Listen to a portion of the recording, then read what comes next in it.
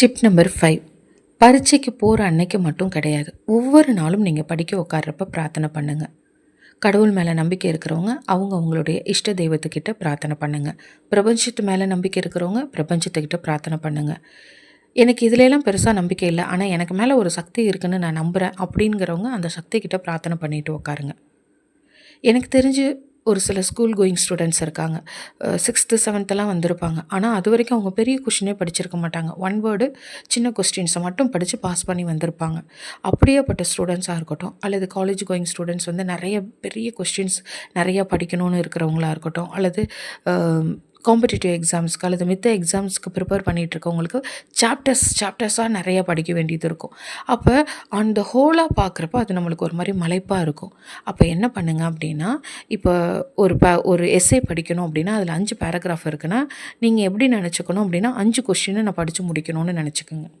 அப்போ ஃபஸ்ட்டு பேராகிராஃபை படித்த உடனே நான் வந்து ஃபஸ்ட்டு கொஸ்டினை படித்து முடிச்சிட்டேன், இன்னும் 4 கொஸ்டின் இருக்குது. 2வது பேராகிராஃபை படித்து முடிச்சுட்டு நான் 2 கொஸ்டின் படித்து முடிச்சிட்டேன். 3வது பேராகிராஃபை படித்து முடிச்சுட்டு நான் 3 கொஸ்டினை படித்து முடிச்சிட்டேன். மொத்தம் 5 கொஸ்டின், அதில் 3 கொஸ்டினை படித்து முடிச்சிட்டேன். இன்னும் 2 தான் இருக்குது.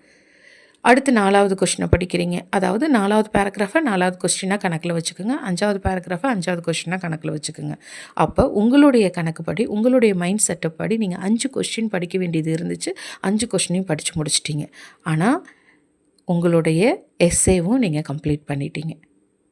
இன்னும் ஒரு சிலர் இருப்பாங்க, மேம் நான் வந்து எஸ்ஏ கொஸ்டின்ஸ்லாம் வந்து பேராகிராஃபாக நான் படிச்சிடுறேன். ஆனால் நான் 2வது பேராகிராஃப் படித்தோன்னே எனக்கு ஃபஸ்ட் பேராகிராஃப் மறந்து போயிடுது. 3rd பேராகிராஃப் படிக்க ஆரம்பித்தோன்னே எனக்கு ஃபஸ்ட்டு 2 பேராகிராஃப் மறந்து போயிடுது. இந்த மாதிரி யாருக்காவது ஒரு டிஃபிகல்ட்டி இருந்துச்சுன்னா நீங்கள் என்ன பண்ணுங்கள், ஃபஸ்ட்டு பேராகிராஃபை படித்து முடிச்சுட்டு அதுக்கப்புறம் அதை ஒப்பிச்சு பார்த்துட்டு 2வது பேராகிராஃப் படிக்கிறீங்க இல்லையா, 2வது பேராகிராஃபை படித்து முடிச்சுட்டு 2வது பேராகிராஃபை சொல்லி பாருங்கள். அதாவது ஒப்பிச்சு பாருங்கள். அதுக்கப்புறம் ஃபஸ்ட்டு பேராகிராஃபையும் 2nd பேராகிராஃபையும் சேர்த்து சொல்லுங்கள். அடுத்து 3வது பேராகிராஃபை படித்து முடிச்சுட்டு 3வது பேராகிராஃபை மட்டும் சொல்லி பாருங்கள். அதுக்கப்புறம் first paragraph, 2nd paragraph, 3rd paragraph இது 3த்தையும் சேர்த்து சொல்லுங்கள். இந்த மாதிரி நம்ம பண்ணுறப்ப அது என்னென்னா தொடர்ந்து நம்ம ரிவிஷன் கொடுக்குற மாதிரி.